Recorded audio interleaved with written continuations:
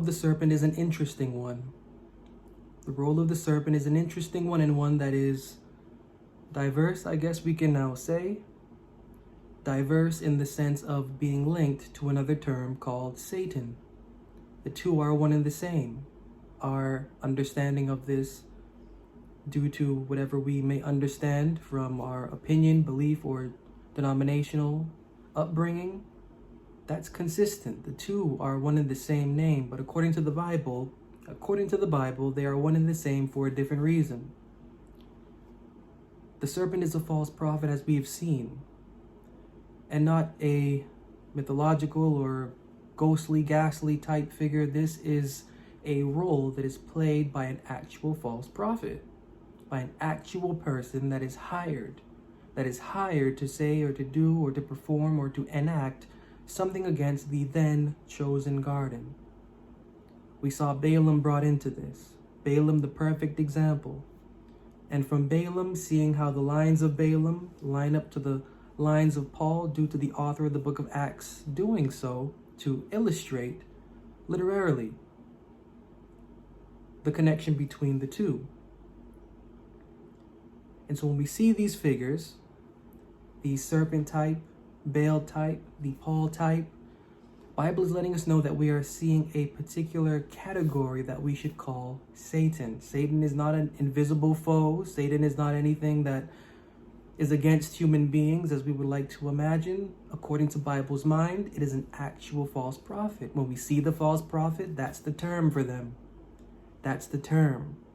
One withstanding against the then chosen garden's mind and philosophy. That's the term for them.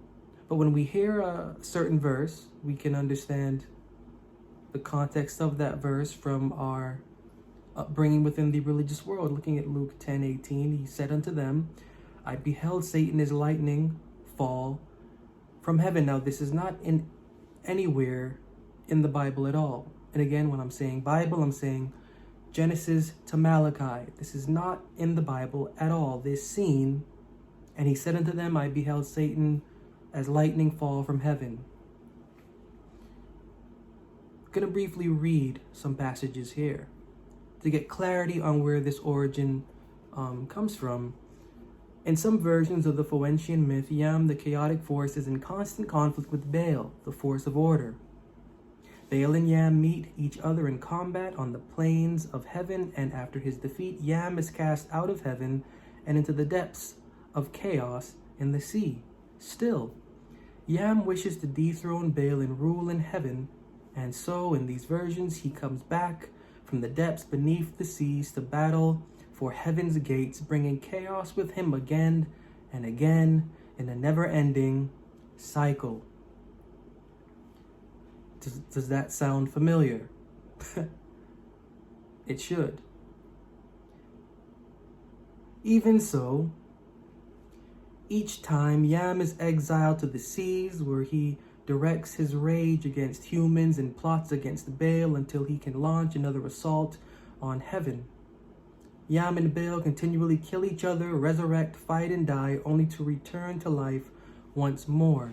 Now, this is the story we're familiar with, except we're not familiar with the names Baal and Yam. We're familiar with the names Jesus and Satan.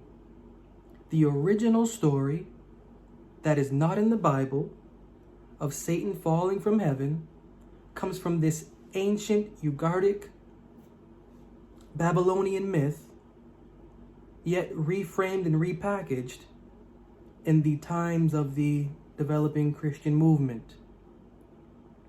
When we today think of Satan, we're actually referencing Yam. When we today think of Satan, we're actually referencing Yam. Yam from this myth. The same Yam in this myth is the same Satan today that we traditionally uphold as being the same enemy against humans, just as Yam was the same enemy against humans. This concept of Baal and Yam was taken and blatantly and clearly placed into the Christian theory. And what we have today as a definition of what Satan is, that's the origin of it. And concerning Bible, It has nothing to do with Bible. Now, in the passage I just read, now remember that it says in their battles, when Yam is cast out of heaven, he's cast out into the depths of the seas. And being cast out into the depths of the seas, he's now mingling with humans on earth to bring war against them perpetually, and then again against heaven perpetually.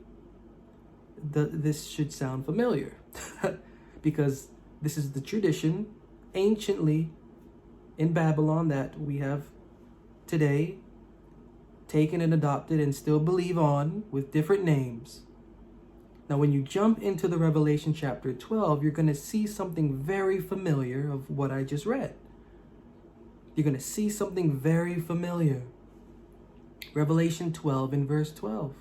Revelation 12 and verse 12 reads, "Therefore rejoice, you heavens, and ye that dwell in them. Woe to the inhabitants of the earth and of the sea, for the devil is come down unto you, having great wrath, because he knoweth that he hath but a short time." This passage in the Revelation is not unique or original. This passage in the Revelation, it's coming from the ancient myth of the Baal cycle. The Baal cycle is what I just read from Yam and Baal.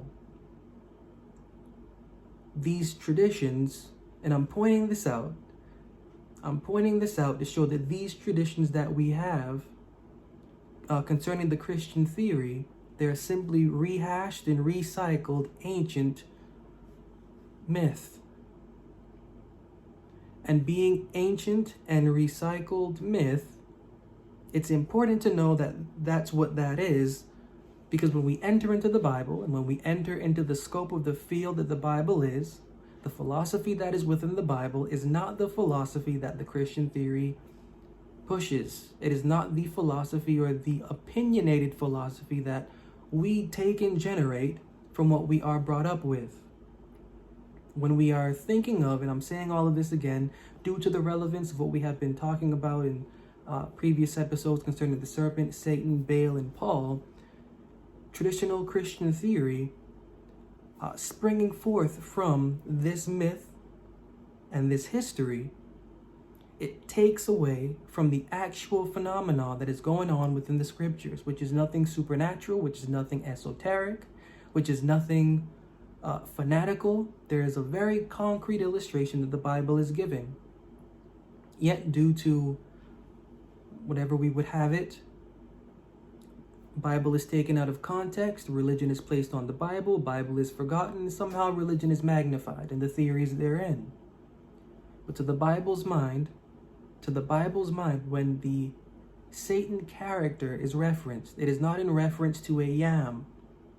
It is not in reference to a yam. When one enters into a chosen garden with a philosophy that is magnifying the image of God, which image we have seen plenty of times, but is a philosophy of the religious law, whereby one's righteousness, piety, favor, and so on and so forth can come to and from the divine eye by rituals, deeds, ceremonies, baptisms, beliefs on theories, holy or holidays, so on and so forth. This is what was brought to that woman, and this is what that woman accepted in order to see that that accursed tree was no longer accursed. This is a recycled history that the author of the book of Genesis is writing to show a specific character appearing at a specific time when a specific host is flourishing in a specific land after being planted or making their way to being planted, that one will be hired to overthrow and offset the momentum, and to take that momentum and to turn it into a direction that was not intended for that chosen garden and for its host. Yet when we entertain these things that are theoretically denominationally believed, which originate in myth, ancient myth, yet covered with new names and new characters, we get away from the original point that the Bible's trying to make. The original point of a warning, the original point of a prayer, the original point of a supplication to the reader, to their reader, to understand that when they see these things, or when they see such individuals working, or when they come across work of such individuals that take away from the underlying scope of the philosophy within the scriptures, to beware and to be careful. Whether a pastor or a church leader or a ministry volunteer, or whether the work is going on within and that it's personal, your soul temple being cared for, Church Source is your online source for everything that you need to make your journey and your ministry prosperous. Head on over to my website to click the affiliate links. They will take you to Church Source, where you will be able to see and to discover the resources that will help you make your journey and your ministry thrive. Now, I may butcher some names here, but I'm going to go through the Baal cycle, and I'm going to point out the parts that we understand today, or would understand today, from the Christian theory concerning that falling of that individual from above, below, like lightning. She lifts up her voice and cries, "Why come gaping and ugar? What enemies risen against Baal? What foe against the rider of clouds? Crushed I not El's beloved Yam? Destroyed I not El's flood Rabbim? Did I not, pray, muzzle the dragon? I did crush the crooked serpent, 𝐒𝐲𝐻𝐿, the seven-headed." Now, all of this should sound familiar. All of this is language that we are familiar with due to the characters portrayed from Matthew to the Revelation. The seven-headed, the crooked serpent, and then from Genesis to Malachi, flood, from Jeremiah, rider on the clouds. All of this is familiar language. All of this is familiar language, and I'm not going to talk about why the authors of the Bible are using such familiar language, but it's brilliant. But we're familiar with this language and the traditions attached to it. Continuing. "Drive Yam from his throne, Nahar from his seat of dominion. Do thou swoop in the hand of Baal like an eagle between his fingers. Strike the pate of Prince Yam between the eyes of Judge Nahar. Yam shall collapse and fall to the ground. The club swoops in the hand of Baal like an eagle between his fingers. It strikes the pate of Prince Yam between the eyes of Judge Nahar. Yam collapses, he falls to the ground. His joints bend, his frame breaks. Baal would rend, would smash Yam, would annihilate Judge Nahar. By name Ashtoreth rebukes him. For shame, O puissant Baal, for shame, O rider of the clouds. For our captive is Prince Yam, our captive is Judge Nahar. As the word left her mouth, puissant Baal was ashamed." Now it says in brackets, "The rest is too defective for any meaning to be extracted, except that Yam seems to say twice, 'I am dying, Baal will reign.' But apparently Yam does not die, but is only confined to his proper sphere, which is the seas." Now, all of this should sound familiar. Everything that we traditionally understand to be of that Satan character, everything that we traditionally understand to be of the mission of the Jesus character, it is all coming from this. It is all coming from this, and putting emphasis on myth, on this myth. When we're hearing in the scriptures these characters, just have to say again, we are not hearing of anything that is unique. We are not hearing of anything that is original. We are not hearing of anything that is real. What we are hearing of and reading of and then believing on is the formulation of new myth, the population and the rehashing and the reorganization of former myth into new settings. These new settings, they absolutely take away from the initial philosophy that exists within the scriptures. Now, we can go ahead and believe on what we want to believe. We can understand what we want to understand. But justification, and the reason for bringing out the definition of it is for the individual conversation that has a being within its human, understanding there is more to the personal and devotional existence than what has been thus far experienced. With that in mind, it is right and it is due for us to give to our devotional conversation an experience that it knows that it is envisioning that it can have. When we're entertaining such things, we're actually doing no justice to our devotional conversations, thoughts, and feelings. But digging into the Bible and letting the Bible be the Bible, letting the Bible speak for itself, understanding these certain things and these certain trends, just as the author of the book of Genesis seems to be doing, there is a bit of a highlighting, there is a bit of a declaration, there is a bit of an exhibition to the reader and to the student to become more aware and to just wake up to the experience and to where one is allowing that experience to go and to be put under. In right Bible context, the definition of Satan is false prophet withstanding against philosophy of chosen garden. False prophet withstanding against philosophy of then chosen garden. Now, what makes this individual again a false prophet is because they are bringing a philosophy from outside of that garden scope of mind. They are bringing a philosophy from outside of that garden scope of mind, and they are entering into that philosophy with general terms to allow the members therein to understand that they are a part of the community when they are not.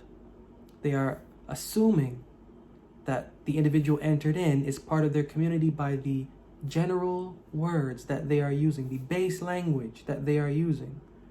But in reality, their position is a position that is from outside of that chosen garden, that philosophy.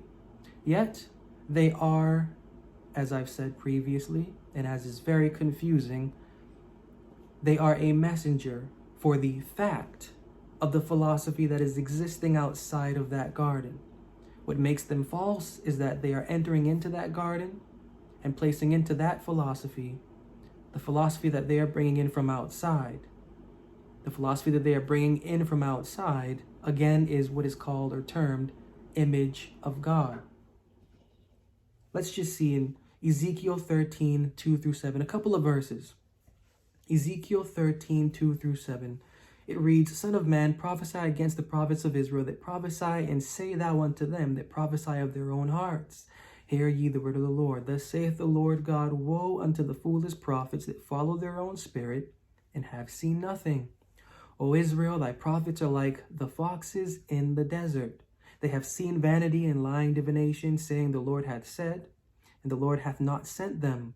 And they have made others to hope that they would confirm the word.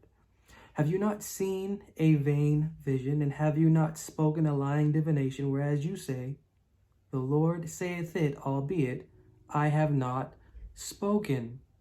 Now, do you remember in that garden scene where it says, where the serpent said to the woman, hath God said, you shall not eat of every tree of the garden? Have to remember that the author writing that is writing with an understanding of different entities at play. Hath God said that you should not eat any of the trees that are into the garden? It is not God that said that. It is not God that said that. To the woman, she knows that the Lord God said that, not God. These are two different entities. And we know that they are two different entities because verses later, after consuming what was once accursed but now made not to be accursed, the author of the book of Genesis says that the voice of the Lord God was moving within the garden.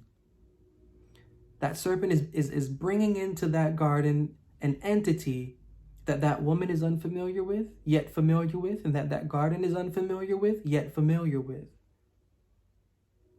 He's manipulating, that character is manipulating the thought pattern of that woman by bringing in another entity and what that entity would or would not advise or do. That's very crazy, because to this same woman, the Lord God is God.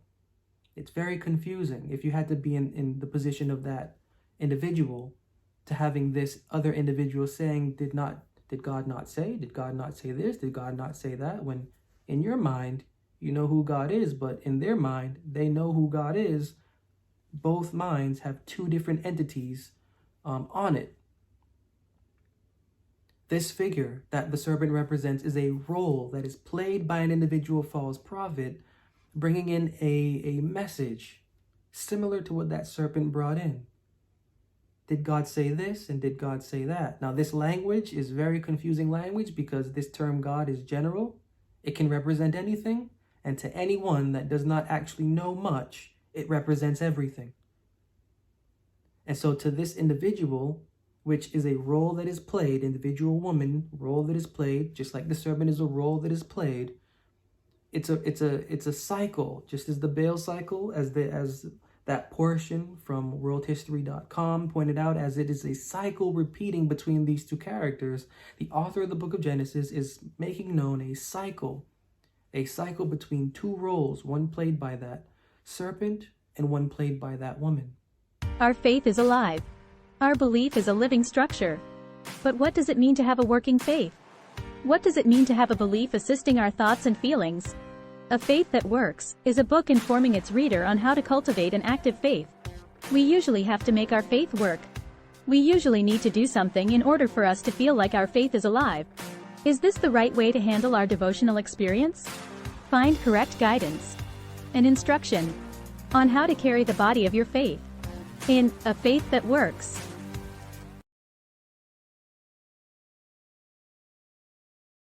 And one final verse just to round that out. One final verse to round that out is Jeremiah 23, 21 and 22.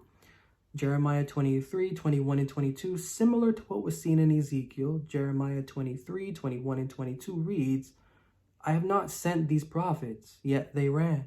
I have not spoken to them, yet they prophesied. But if they had stood in my counsel and had caused my people to hear my words, then they would have turned them from their evil way and from the evil of their doings. Now you can match what this is saying to the outcome of what took place in the garden. If that serpent figure was a valid mind for the mind within the garden, there would have been nothing said to provoke or to stimulate that woman to question the mind within that garden. What that serpent did was stimulate a desire for that woman to do what was actually within her, because she knew not, and it's very plain, she knew not the voice of the Lord God that spoke to her husband. I'm keeping this in very, very simple terms here. But had she, she would have understood what type of speech was being given to mislead her. And if that entity, the serpent, was actually a minister of light, well, that minister would not have fulfilled what Jeremiah 23, 22, 21, and 22 is saying. That serpent would have actually highlighted to that woman her train of thought and to redirect it into something more positive. That serpent would have understood something about what this woman was going through, not really knowing the voice or understanding the voice that spoke to her, to take what she should have understood to help make more sense of it by making sense of the mind that already existed within that garden. Yet that serpent is a character that is a role that is played by an individual prophet or minister, priest, however you want to look at that, to, by machination, cause what is accursed to no longer appear to be accursed. And in that same sense, taking away from the mind of that chosen garden and implementing within it a version, and causing the host therein to create to themselves a version of the mind that exists from outside of that garden. The philosophical scope that exists from outside, it is the hired mission of that serpent to place that in there. Hired serpent, how? We saw times prior, episodes prior. You can line up the scenes of Israel and its movement with Genesis 1, the space in between, Genesis 2, the space in between, and then entering into Genesis 3. It is a repeating history. So we can understand that certain things are repeating and will repeat, including that serpent figure being hired, just as Balaam was hired, and the author of the book of Acts linking their Paul to Balaam, so much so to allow us to understand that their figure, their Paul, is also hired. There are patterns that the Bible embraces, and the author of the book of Genesis is highlighting a pattern for their individual reader to understand pattern definition being serpent definition being Satan definition. And so long as we can keep these definitions and hold them to what the Bible holds them to, well, we really can't go into the direction of where Christian theory went, which is a direction that was actually backwards into ancient myth. Yet, again, rehashing and recycling to the point of new names and new characters. And so this subject is very interesting because when it comes to justification again meaning cleansing or cleaning, Bible talks about the conversation needing to be justified. Put off your former conversation and be renewed in the spirit of your mind, says Paul, because it is the conversation that is to be renewed, its conscience, thoughts, feelings, actions, and behaviors, for the purpose of the human being understanding the need for it to do the same. Now, we can't get to that point until first, according to the Bible's mind, which, as I've experimented with it, has been fair and just, cannot do any of that unless our conversations, thoughts, and feelings are in a way where they are regenerating from unhealthy thoughts, devotionally, whatever you want to call that, and also feelings, actions, and behaviors. Author of the book of Genesis is writing their history. This is actually a history. This is ecclesiastical history that we can point out wherever. They're writing in this way to let their reader know of what to be aware of, not just out there in the religious world, but also for what is within themselves.